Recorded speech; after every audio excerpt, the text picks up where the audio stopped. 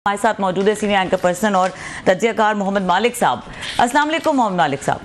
जी अस्सलाम वालेकुम मोहम्मद मालिक साहब, बहुत शुक्रिया, आपने हमें वक्त दिया।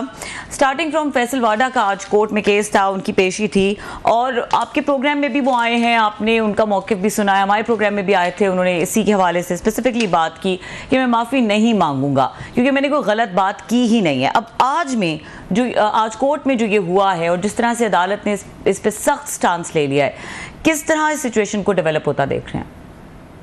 देखिए, ये तो बड़े अजीब सी बात है कि इस मुल्क में कंटेम्प्ट बड़ी सिलेक्टिव है। यहीं पे प्राइम मिनिस्टर साहब ने कहा था कि ब्लैक शीप है और रोजाना बैठ के मशवरे करते हैं कि खान साहब को कैसे निकालना है। यहीं पे रऊफ हसन साहब ने तो chief justice Islamabad high court को टाउट कह दिया, टाउट कह के मुखातिब किया।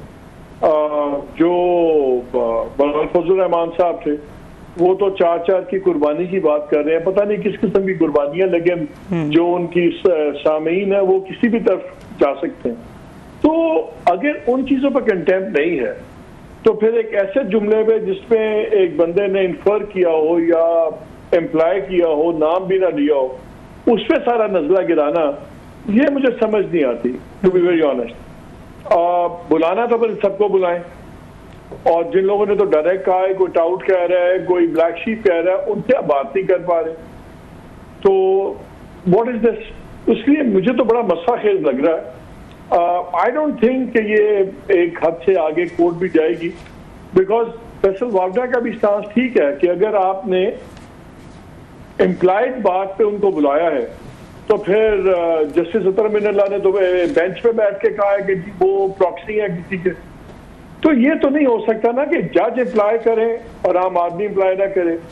और मेरा ख्याल है वक्त आ गया, मैं तो बार बार कहता हूँ कि जजेस को अदालत के कमरे में कम बोलना चाहिए और अपने फैसलों में ज्यादा बोलना चाहिए। लेकिन अनफॉर्चुनेटली पाकिस्तान में everybody tends to play to the gallery, चाहे वो पॉलिटिशियन है चाहे कोई और है। अनफॉर्चुनेटली ये टाइम जुडिशरी का भी यही हाल है। सो आई थिंक हर एक को थोड़ा सा तहम्मुल का मुजाहरा करना चाहिए। और अगर तो ईगोस का मसला है कि नहीं किसी को बुला लिया तो वो माफी मांग के जाएगा, तो मेरा ख्याल है ये रीत भी टूटनी चाहिए। अच्छा मालिक साहब, इसको एक एंगल से ईगो का मसला भी के तौर पे भी देखा जा सकता है, लेकिन एक लाइन जो है वो ड्रॉ करनी पड़ती है हर इदारे को एक सर्टेन पॉइंट पे। तो ये जितनी भी आप बैकलॉग का जिक्र कर रहे हैं, वी ऑल नो कि ये इस तरह से हुआ है और नहीं होना चाहिए था, लेकिन कभी तो अदालत या इंस्टीट्यूशन अपने लिए एक लाइन ड्रॉ करेगा ना। अगर इस तरह का कोई प्रेसिडेंट ही सेट नहीं करेगा तो फिर ये चीज आगे निकलती जाएगी। So you think it's a minor issue? I totally agree with you. You have to start somewhere. Then start somewhere with a direct remark.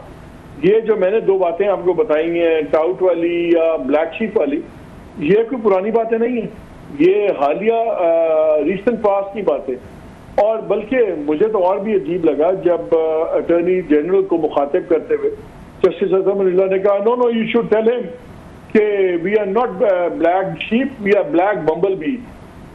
अब जज बैठ के अगर आप अपने आप को काले भून कह रहे हैं, ब्लैक बबल बीज कह रहे हैं, तो आप तो खुद ट्रिविलाइज कर दिया आपने बात को। आपने तो खुद एक बात का एक तमस्खर उड़ाया है। और अगर आप इतनी बड़ी बात को कैजुअल लेते हैं, देखिए कोई और बात करे तो उसका एंगल और बनता है, लेकिन जब मुल्क का वजीर आजम बात करे तो उस मुल्क का चीफ एग्जीक्यूटिव भी है। मैंने तो अपने शो में भी ये कहा था कि जब वजीर आजम ये कहते हैं कि उनकी नॉलेज में है कि रोज शाम को मशवरे होते हैं कि किसी एक बंदे को कैसे फायदा देना है, अगर उनकी नॉलेज में है कि काली भेड़े हैं जुडिशरी में, तो एज प्राइम मिनिस्टर उन पे लाजिम है, फर्ज है कि वो जुडिशरी से ऐसे जजेस को निकालें। उन पे लाजिम है, वो इल्जाम नहीं लगा सकते, ये तकरीर नहीं है। He is the chief executive, वो अपने ओथ से बाउंड हैं। या बात ना करें, अगर बात किया तो फिर लॉजिकल कंक्लूजन पे लेके जाएं। और कहा था तो मैंने ने कि जी चीफ प्राइम मिनिस्टर को कहें कि फिर एक्शन ले, उनको जुडिशल काउंसिल में भेजें। बिल्कुल ठीक कहा था। यहाँ हर बंदा हर चीज कह देता है और बाद में बीच में से एक आधे बंदे को आप पकड़ लें। अगर फैसल वाडा को इसलिए अदालत ने बुलाया है कि वो समझा जाता है कि जी वो शायद एस्टैब्लिशमेंट के करीबी हैं, तो फिर ये कब तक एस्टैब्लिशमेंट को पैगाम देने के लिए जुडिशरी किसी को बेल देगी और किसी को कंडेम में लगाएगी? फिर खुल के बात सारे को कर देनी चाहिए। जैसे तो मिनिल्ला साहब कह रहे हैं सारे सच बोले, ये फिर वो क्या हमारे पंजाबी में कहते हैं ना, सुनानी कहनी तीनू तो सुनानी नू नू, ऐसे ना करें। फिर अगर इतने सारे दलेर हैं तो देन कॉल स्पेड स्पेड, लेकिन ये किसी और पे निशाना और किसी और को रखना, this is not according to the honour of courts of. जी मालिक साहब बहुत शुक्रिया आपका सर। तो आपने वैसे तो अपने इसमें गुफ्तगू में कह दिया है कि शायद ये फैसल वाडा साहब या अगर मुस्तफ़ा कमाल साहब क्योंकि एस्टेब्लिशमेंट के करीब समझे जाते हैं तो इसीलिए बुलाया गया है। तो आपको क्या लगता है कि रऊफ़ हसन साहब और प्राइम मिनिस्टर साहब को क्यों स्पेयर किया गया है? क्या मतलब फैसल वाडा साहब को उन्हें लगा है कि वीक आदमी हैं, चलें ये कुछ इस तरह का इनका क्लाउट नहीं है, इनके पीछे वज़ीर आज़म ऑफिस नहीं है, पार्लियामेंट नहीं है, वो पीटीआई ने उनको रिजेक्ट कर दिया, किसी और पार्टी में भी फॉर्मली वो है नहीं, तो वन मैन आर्मी अपनी लड़ाई लड़ रहा है, अपनी हरकतें करते हैं, जो भी करते हैं सही या गलत, लेकिन इज अ वन मैन।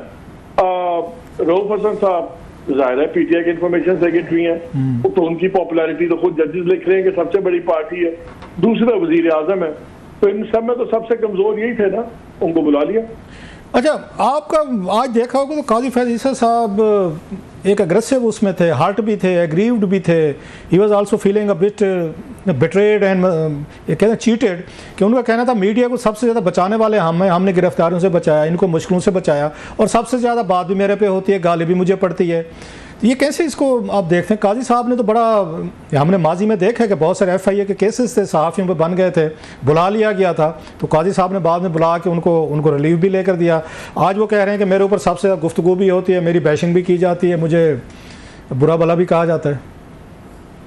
यार देखें, अगर तो आप एक ओहदे पे फायज है, एक आईनी ओहदे पे फायज है, तो आप वो काम करते हैं जो आपके ओहदे का तकाजा है।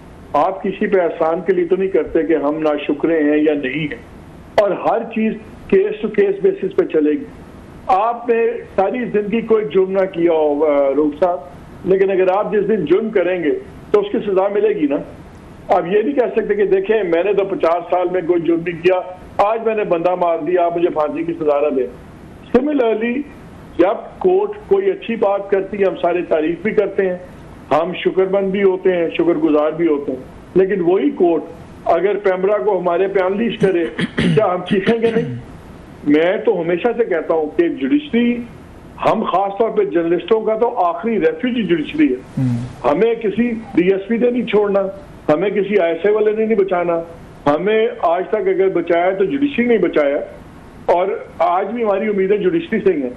लेकिन कोई ब्लैंकेट कवर तो नहीं है कि बिकॉज जुडिशरी हमारा लास्ट रिजॉर्ट है इसलिए जुडिशरी जो भी करेगी हम तारीफ करेंगे, जुडिशरी जो भी बात कहेगी हम आंखें बंद कर लेंगे, क्योंकि एक दिन हमें जुडिशरी के पास जाना पड़ सकता है अपनी जान बचाने के लिए। ऐसे तो नहीं हो सकता। मालिक ये बताइए, गलत, आप भी प्रिंट से हैं, मैं भी प्रिंट से, आप जैसे उस्ताद थे मेरे एडिटर हैं न्यूज़ में बड़ा लंबा अरसा, तो हमने तो देखा था उस वक्त कि ये इस पे अदलिया पे बात करना, जज साहब पे बात करना, या इवन आर्मी एस्टेब्लिशमेंट पे बात करना, आर्मी चीफ हो, DGI हो, दीगर इदारे हों, ये नो गो ये एरियाज होते थे अखबारात के लिए। हम अगर लिखते भी थे तो आप जैसे एडिटर या बाकी आपके ऊपर जो बैठे थे वो एडिट कर लेते थे, काट लेते थे कोई, और कहा जाता था कि ना इस पर तो बात आपने बिल्कुल नहीं करनी। अब तो no it's free for all, open for all. ये क्या हुआ? What went wrong? कुछ हमारे साथ प्रॉब्लम हुआ या वो ज़्यादा उसमें आए हैं, ये लाइमलाइट में आए हैं, तकरीरें शुरू हो गई हैं? और फिर मेरा ख्याल है ये चेंज हुआ है सारा 34 साहब के ज़माने से। वो आई थिंक बहुत ज़्यादा ही used to play the gallery. मुझे तो याद है कि बार हम अदालत में बैठे होते थे तो वो कोई बात कहते देखें ऐसी बात ना करें वरना मीडिया इसको ऐसे रिपोर्ट करेगा, और फिर मीडिया की तरफ देखते भी थे। वो क्यों होता था मीडिया के लिए, कुछ दोस्तों के लिए, क्या आप ऐसे करें ऐसे ना करें। आज से 15 साल पहले, 20 साल पहले क्या जजेस अदालतों में इस तरह बोलते थे? क्या इस तरह आपस में लड़ते थे? अब ये 2 दिन जो केस चला है रिजर्व सीट वाला, जो आपने वहां पे बैंटर देखा है, क्लैश देखा है जस्टिस मुनीब का और चीफ जस्टिस का, आपने चीफ जस्टिस का और जस्टिस अतर मिनिल्ला साहब का, ये तो वो बातें हैं जो इनको अपनी डिस्कशंस में करनी चाहिए। वहां तो ये लग रहा था कि कोई जज प्रोसिक्यूशन की जगह या वो ज्यादा वकालत कर रहा है, वो आर्गुमेंट दे रहे होते थे एक दूसरे के लिए। उन्होंने एक बात की, लॉजिक की, तो चीफ जस्टिस भड़क उठे। उन्होंने कहा कि हमने ओथ जो है हमने लॉजिक पे नहीं उठाया हुआ, हमने टेक्स्ट पे उठाया हुआ है, कॉन्स्टिट्यूशन पे।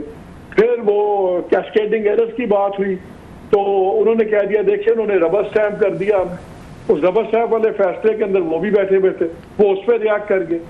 ये जजेस कभी बेंच पे एक दूसरे को ऐसे नीचा दिखाते थे। अब जब ऐसे होगा फिर डिस्कशन तो होगी। अब कल को आप कहें कि जी आप जजेस के कॉन्डक्ट पे नहीं बात कर सकते, बिल्कुल नहीं कर सकते, लेकिन जजेस को भी तो अपने कॉन्डक्ट पे नजर रखनी चाहिए। जब जजेस आपस में बहस करेंगे, लड़ेंगे, ओपनली लड़ेंगे, आप उस वक्त ट्रांसमिशन निकाल लीजिए। आपको कितने लॉयर्स सामने बैठे हुए स्मोक करते हुए और मुस्कुराते हुए नजर आएंगे? ऐसे नहीं होता दुनिया में, सुप्रीम कोर्ट ऐसे नहीं होती हुए लोग। मैंने कई सुप्रीम कोर्ट में ये बताइए जाके केसेस सुने। आप मतलब इसे हम ये कह सकते हैं कि हमारी इस्टेब्लिशमेंट हो और जुडिशरी वो ज़्यादा पोलिटिसाइज हुई है, लिहाजा पॉलिटिकल बुनियादों पे लोगों ने उन पे तनकीद भी करना शुरू कर दिया कि आप इस वक्त फलां के साथ हैं, फलां को फेवर दे रहे हैं, आप फलां को हुकूमत में ला रहे हैं, फलां को गिरा रहे हैं, इलेक्शन आप मैनेज कर रहे हैं, मैनूवर कर रहे हैं। आपको यहाँ पर इसी तरह केसेस में हमने देखा कि वो तो पॉलिटिकल बेसिस पे जब ये मतलब इंप्रेशन बनेगा, मैं ये नहीं कह रहा कि ऐसे हो रहा था, जब इंप्रेशन ये बनेगा कि आपकी आर्मी इस्टेब्लिशमेंट किसी एक पर्टिकुलर को सपोर्ट करती है, दूसरे को नहीं करती, और ऐसे जुडिशरी के हवाले से आना शुरू हो जाए, जनाब जितने भी केसेस होते हैं पर्टिकुलर बंदे को उसको फेवर मिलना शुरू हो जाते, चाहे नवाज शरीफ साहब को मिली हो, इमरान खान साहब को, या बाकी ये बाद में जितने भी लीडर्स रहे हैं। तो ये तो मेरा ख्याल है ज़्यादा एक्सपोजर हुआ into political affairs, political matters, political cases, political priorities की बुनियाद पे। सो आज जुडिशरी भी अंडर फायर है और एस्टेब्लिशमेंट भी है, और लोग उनको पॉलिटिकल प्लेयर समझते हैं। आज आपने असद मिनेला साहब का 12-13 पेज का जो मैंने पढ़ा है सर, नोट है वो आपने पढ़ा है ना? एब्सोल्युटली। मुझे आप एक बात बताइए, जिस इशू पे उन्होंने बात की कि लाइव ट्रांसमिशन होनी चाहिए नहीं चाहिए, उस पर कितना उसमें स्याही गई है, और नैब की रगड़ने पे और सुप्रीम कोर्ट को खुद रगड़ने पे कि हमारी जुडिशरी ने क्या क्या किया, कितनी स्याही गई भी। अब जब सुप्रीम कोर्ट का एक सिटिंग जज बैठ के अपने बाकी जुडिशरी के बारे में बातें करेगा, तो क्या फिर आप और मैं नहीं करेंगे?